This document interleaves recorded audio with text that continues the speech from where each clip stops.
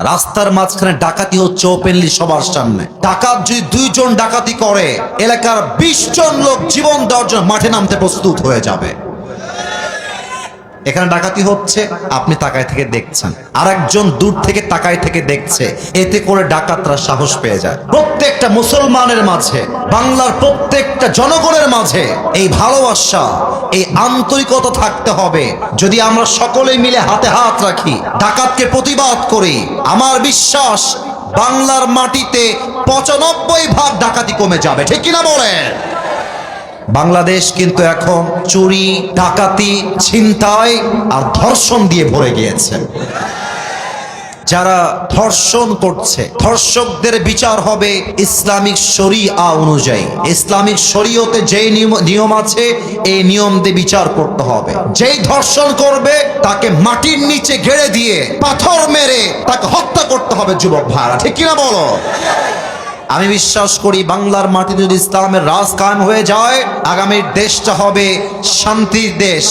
আগামীর বাংলাদেশ হবে সোনার বাংলাদেশ। ঠিক কিনা বলে?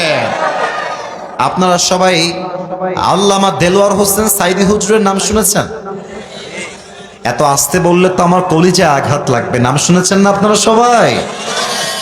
আমি দোয়া করে দেই, আল্লাহ আমাদের সকলের প্রিয় আল্লামাকে, কোরআনের পাখিকে জান্নাতুল ফেরদাউসের উচ্চ মাকাম নসিব করে দিক। পড়েন সবাই আমিন।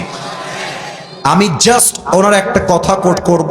ওনার একটা কথাকে উল্লেখ করেই আমি আমার আলোচনার যে তাফসীর আমি রিপ্রেজেন্ট করতে চাই আজকে, সে আয়াতে ফিরে যাব। আল্লামা দেলোয়ার হোসেন সাইদি হুজুর বলতেন যে আমরা হক কথা বললেই তোমরা আমাদেরকে 3টা গালি দাও। এক হচ্ছে রাজাকার, 2 হচ্ছে জঙ্গিবাদ, 3 হচ্ছে মৌলবাদ। তো তোমরা আমাদেরকে মৌলবাদ বলে গালি দিলে আমরা মোটেও রাগ করি না, কারণ মৌল আসছে মূল থেকে।